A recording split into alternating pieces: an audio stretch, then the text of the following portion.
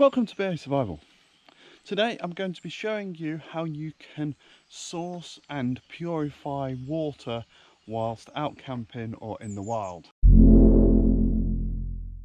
The only water around here is this kind of muddy puddle. The thing I want to do is fully submerge the brown bag, and then I'm going to fill up my bottle.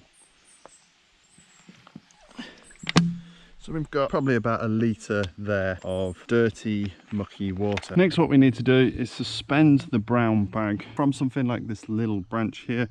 So I'm going to fill up the bag right the way to the top, and then I'm going to let it sink through until it gets to this line here, and that rinses through any of the dirt that was on the outside of the bag before I'm going to put the pot underneath it. And the brown bag's very good. It's got a very tight canvas weave on it, so that will filter out a lot of that dirt.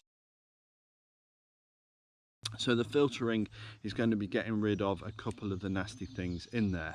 The first one is the general kind of turbidity, that sort of suspended matter, that what's making the water that dark colour, the mud, soil, etc. that's in there. So in that lives the bacteria and lives some of the viruses. The filtering itself isn't actually going to be able to get rid of the bacteria and viruses. They're far too small. A lot of the nasties live in the lumps. So if you're filtering out the lumps, there's less place for them to live. So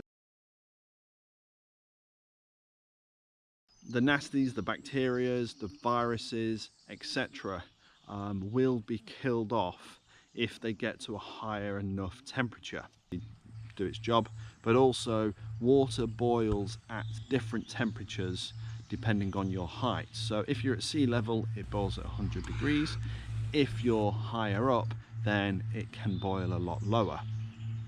So it's always good practice to boil your water for a good couple of minutes, just to make sure it has actually come to a boil. I purposely left the lid off so that I can actually see if it's boiling or not. To come to a rolling boil now. I want to see bubbles over the entire thing. So to get it to a rolling boil is the only certain way that it's reached that temperature where it's going to start to kill the bacterias.